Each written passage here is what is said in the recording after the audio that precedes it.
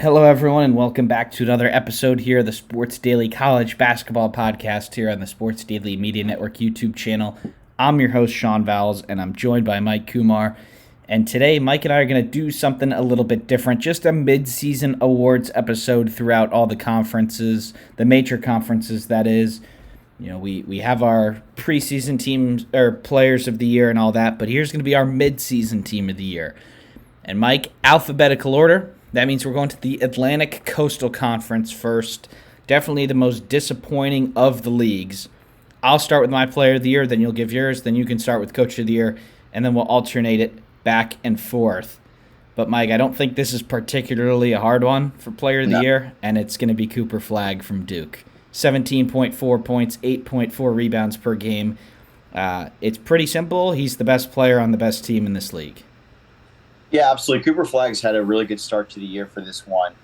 And after a couple of rough patches in the first couple games of the year, he's really developed his game, and Duke is rolling right now. Look, there is a strong possibility that Duke doesn't lose a single game in conference. And part of it is that Duke's a really good basketball team, but part of it is they're just in a really, really weak conference. I don't know if we've ever seen the ACC this week, at least since I've been watching college basketball, probably much longer than that. But we looked at Saturday, Duke just dominated SMU on the road. Cooper Flagg continued to shine. He had double-double, 24 and 7. He's clearly the best player in the league. So Cooper Flagg, absolutely my mid-season ACC player of the year. And Mike, he's not even making threes yet. He's only 30% from behind the arc, and he's still at this point likely the number one NBA draft pick. And he's leading a really good team here. And like you said, there's a chance that they don't lose another game all season. They're certainly going to be favored in all the games left. But yeah, we are in lockstep there on the player of the year, Mike. A couple of choices here. So who's your ACC midseason coach of the year? Yeah, a couple of good options, but I'm going to stick with Duke and go with Jon Scheyer in this one. Look, he's rebounded. Duke was not as great as we expected in the regular season last year. They had a lot of bumps in the road with a very inexperienced team.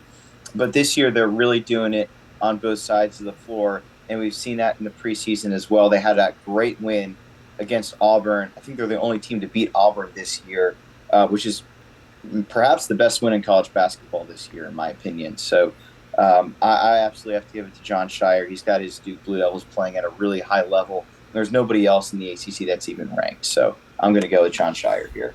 Yeah, just to avoid doubling up again, Mike, I'll go with Brownell from Clemson.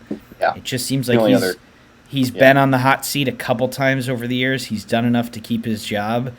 And it actually looks like they might be a little bit better than that sort of team that they've had over the past couple of years. You know, barely an NCAA tournament team. They're definitely the second best team in this league. And they already have the big Kentucky win. So if they don't happen to knock off Duke, I don't think that'll be such a big deal as long as they take care of business in a number of other games that they have. But you got to say, Brownell has Clemson in a spot that's a little better than we thought. Yeah, I would agree, absolutely.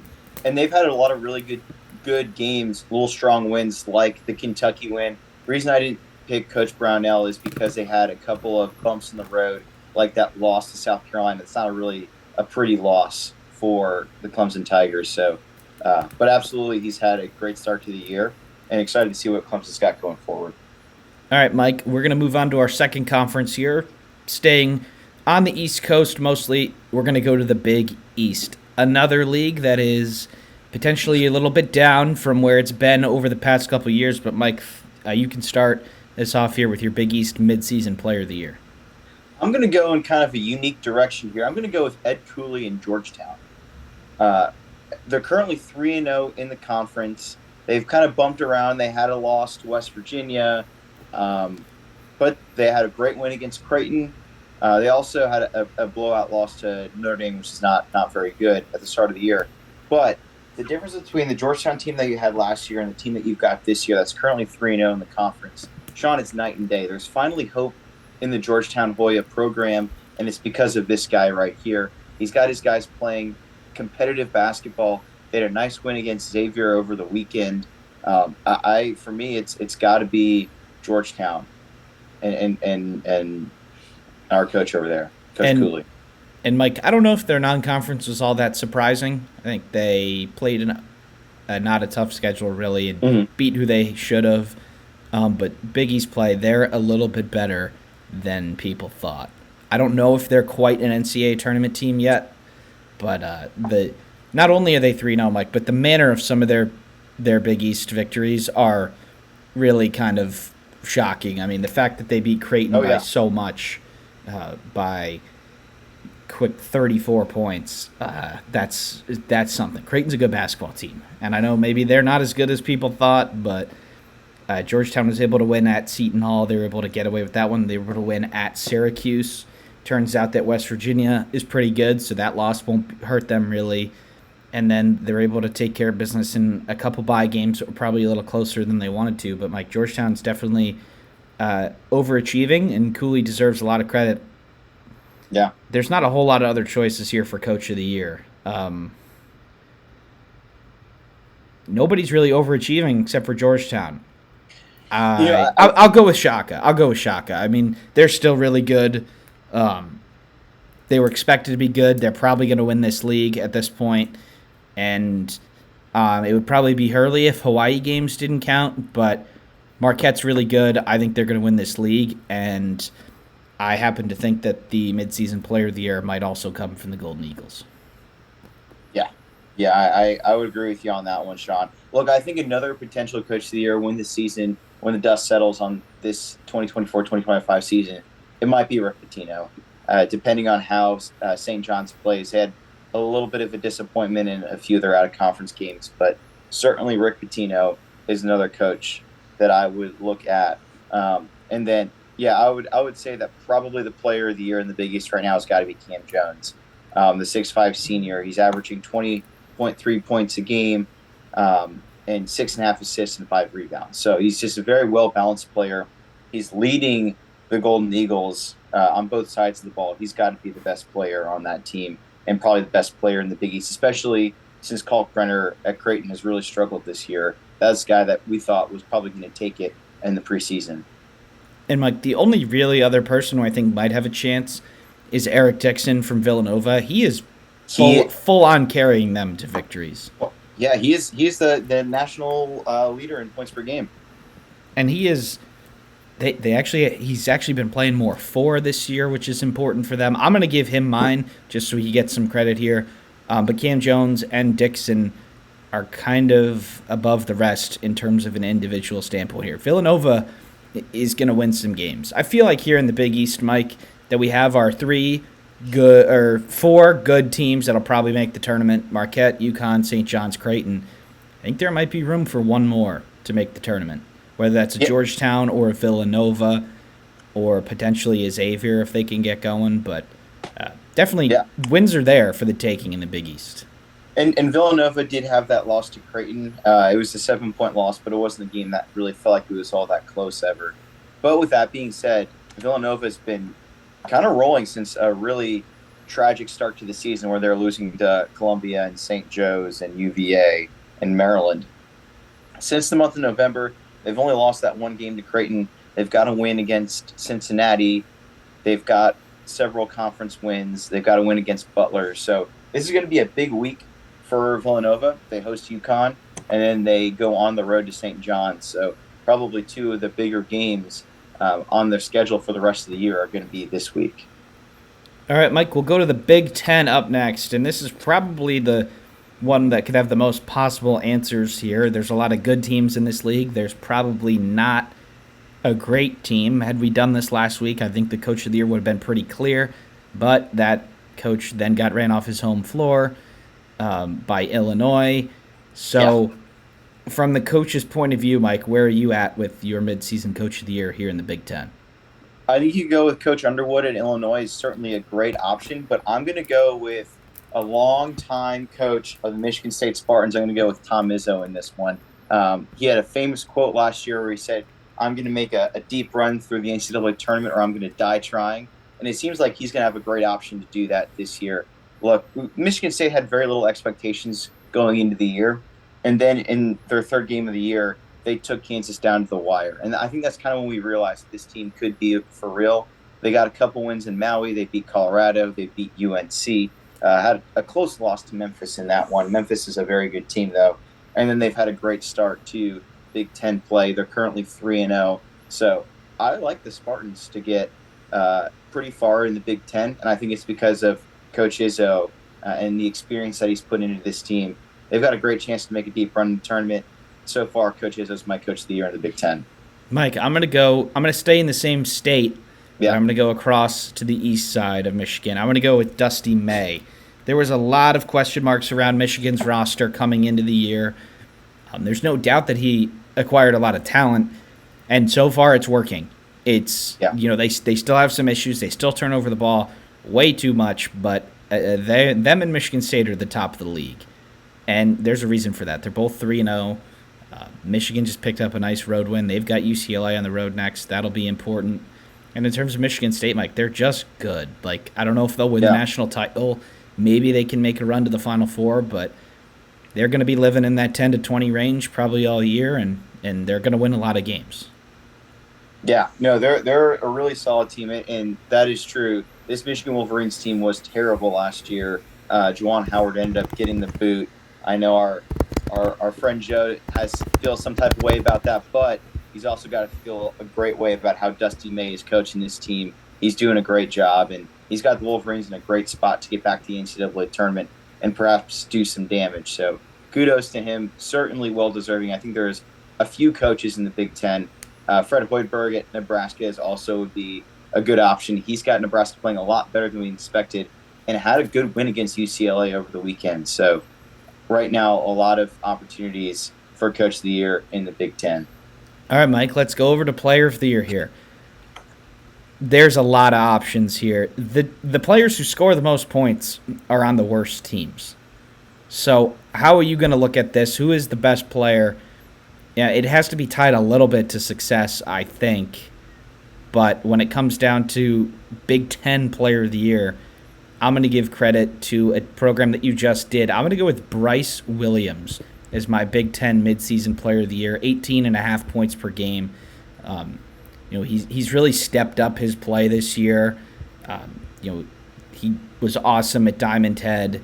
He is their best player, and being that the other players at the top of the leaderboard in stats are not on good teams, Bryce Williams has his Cornhuskers in a spot to make the tournament as of right now. They're winning games at home. They were able to beat Creighton on the road. Bryce Williams is my Big Ten midseason Player of the Year. Yeah, I actually was going to 100% agree with you, Sean. I like you said, most of the players that are scoring a lot of points, they're playing on the bottom of this conference. And you look at Bryce Williams, fifth-year senior for the Huskers. He's putting up his best numbers ever. Like you said, 18 points a game. He's getting 3 rebounds, 2.4 assists a game. He's really leading the Huskers, and I think they're in a great spot to get back to the NCAA tournament. Fantastic guard, tall guard for the Huskers, and he's got his team in a really good shape. All right, so you're doubling up on that? Yeah. Yep. All right. 2 more conferences left here. We've got your Big 12 up next, Mike. A lot of teams in this mega league. A lot of coaches have been very impressive. Perhaps one of the coaches, the potential midseason coaches of the year, just got 50-pieced on their home floor today at the time of recording.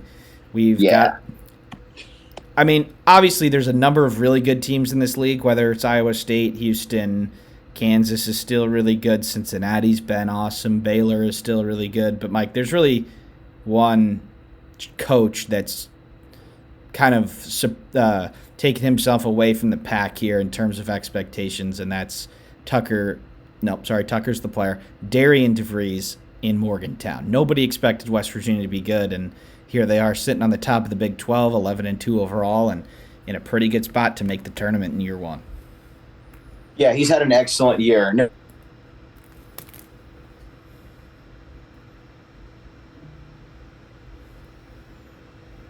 An overtime game. That's when we all kind of stopped and looked around and said, this team might have something going on here. Excellent performance by him. And like you said, Sean, has completely outdone his expectations. So I'm going to go in a different route for my Big 12 Coach of the Year. I'm going to go with TJ Otzelberger with Iowa State. Um, no, nothing against what Coach DeVries has done over at West Virginia, but Otzelberger's got Iowa State currently the third best team in the country. They just blew Baylor out on their home floor, and they're just going to be probably the best team in the Big 12 this year. I don't think there's any doubt right now that they are the best team in that conference, barring some injuries. They look really impressive, Sean. So I like them, and I think that he could have his team going on a deep run in the NCAA tournament too. Yeah, Iowa State's the best team in this league right now, and I think that they're probably going to stay there. They're scoring it really well. They always defend well. I'm going to go for my player of the year into that program, Mike. I'm going to go with Keyshawn Gilbert. He's he's been around for a couple years there, and he started to really he's raising his game, 5 assists a game, and he's improved his assist total and his point scoring total. And I think that's really hard to do if you think about it, because you can't shoot it if you pass it to somebody else. But Keyshawn Gilbert is my Big 12 midseason player of the year. Yeah, you kind of stole my answer there, Sean. Keyshawn Gilbert was a guy that was actually recruited by TJ Otzelberger back in the day to go to UNLV and then transferred into his program here at Iowa State.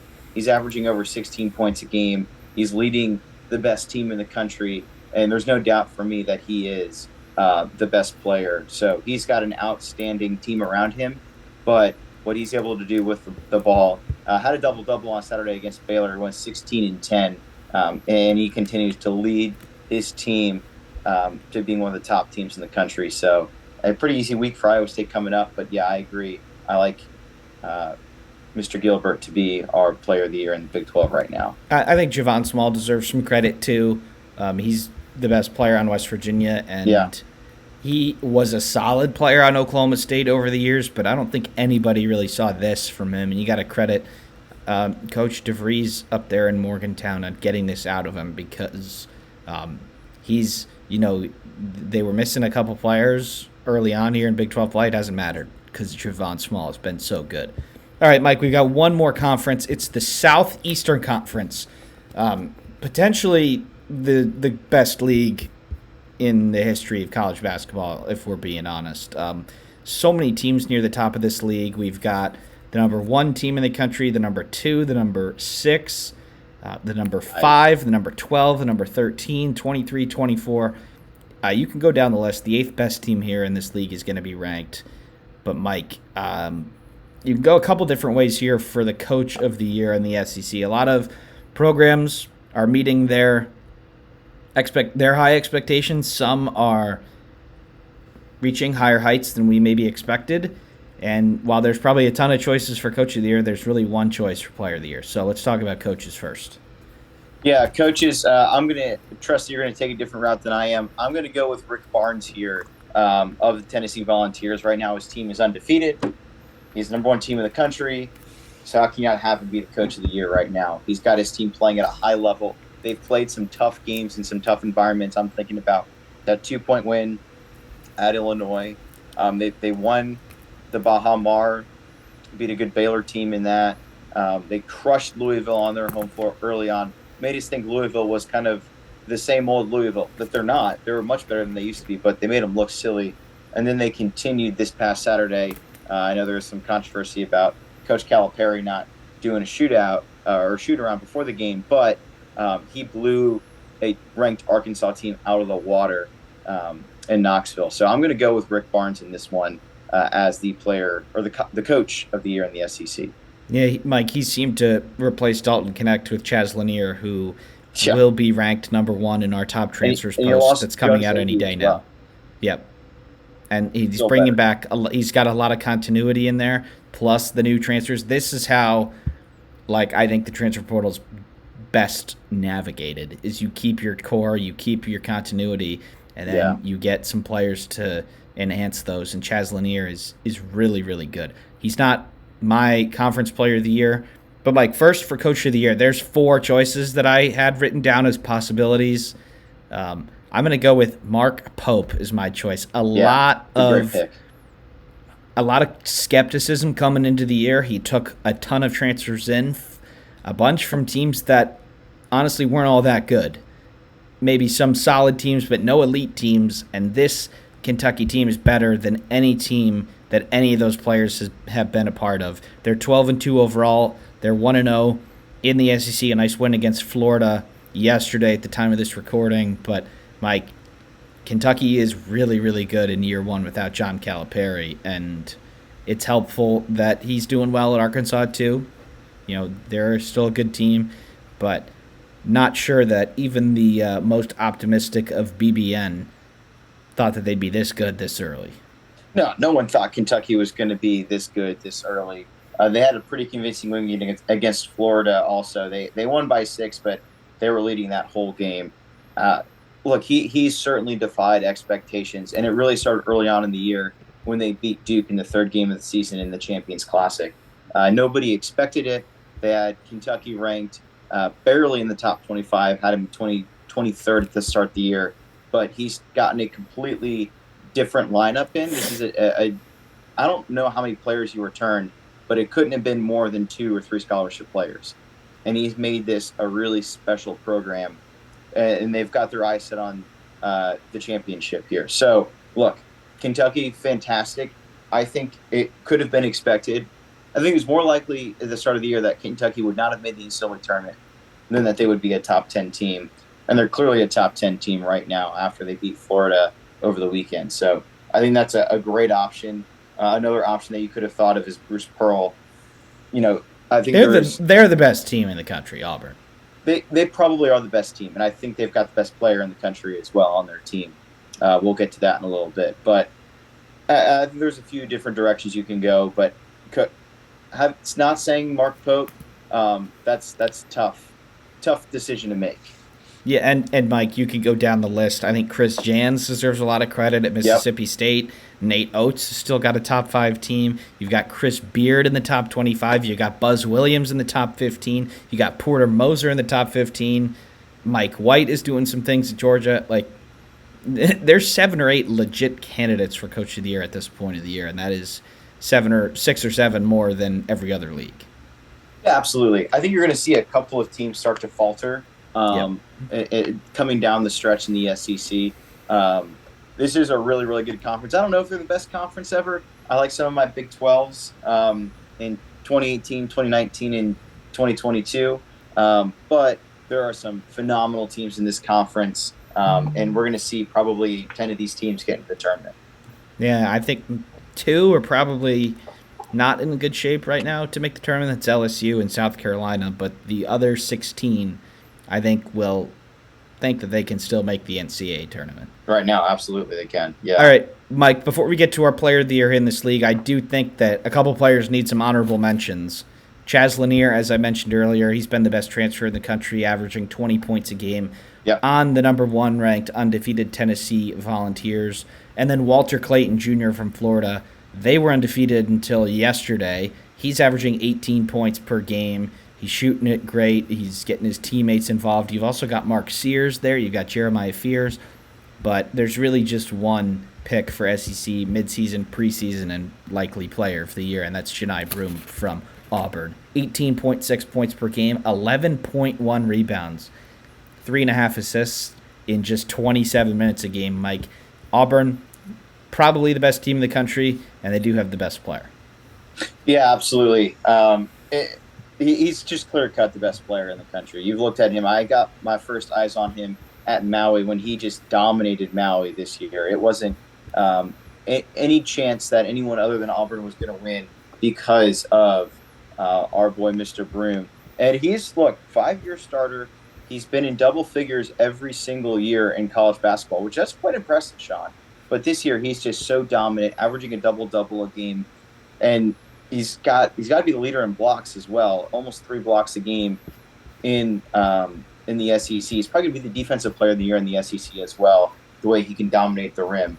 Yeah, this guy's just clear-cut the best player in the SEC and probably the country for that matter. He's probably, right now, you got to think, the favorite for the Wooden Award.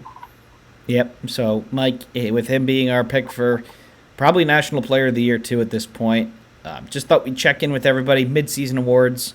Obviously, everybody does preseason and postseason awards, but we figured we'd we'd throw these midseason awards in right now. So thank you everybody for tuning in to this episode. Please check out the other ones if you haven't already, and we'll see you next time.